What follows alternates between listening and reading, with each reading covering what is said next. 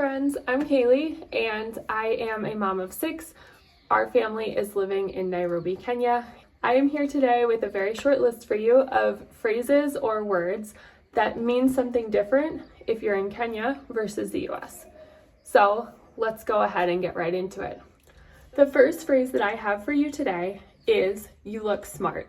And I think this may be similar for British English, and Kenyans also use this phrase, but in the US, somebody telling me I look smart means that I have a lot of head knowledge. It's not really something that you hear somebody saying, but in Kenya, if I say you look smart, it means that you look great, you look awesome, your outfit is fashionable, that type of thing. So my second phrase that I hear in Kenya a lot, but we don't say it in the same way in the US, is taking a beverage.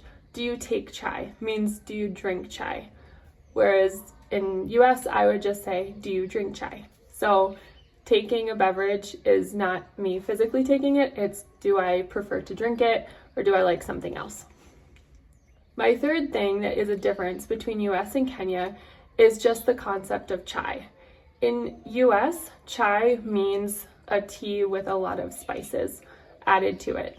If I order a cup of chai in the US, it's not going to be plain black tea, but it's going to have some spices added to it, like cinnamon, cardamom, ginger, or some combination of those. Whereas in Kenya, the Swahili word for tea is chai. So if somebody is making me chai, or if they offer me a cup of chai, it may not have any spices added to it, it may be black tea. So that would be another difference. Also in Kenya, I would add they oftentimes will boil the chai with milk. And so if somebody offers you a cup of chai, you can safely assume that it is going to be milk tea, not like a black tea without any milk. In Kenya, another word that's used differently in Kenya versus the US is the word sweet. If I tell you that your food is sweet, in Kenya it just means it's really tasty, it's really good. I love it. But in US, it means that it's sugary sweet. Like it could be too sweet, or I wouldn't be calling the meal, wouldn't be calling lasagna sweet. But in Kenya, I could call it sweet because it just means that I'm calling it tasty. My last phrase is comical to me, and it's something that I learned many years ago, and it took a while for me to figure out what folks were saying.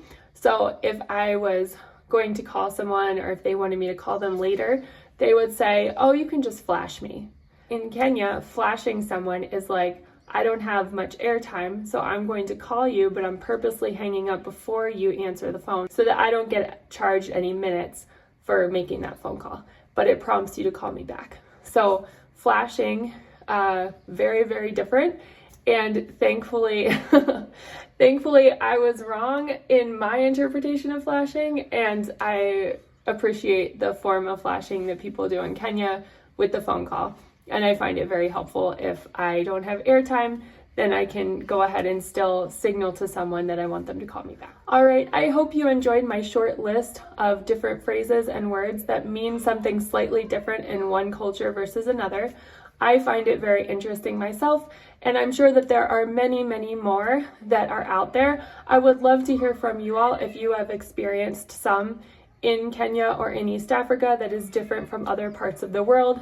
Please put it in the comments below and we can start that discussion.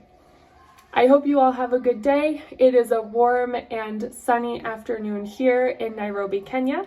I'm going to go out for a walk now, so I will see you later.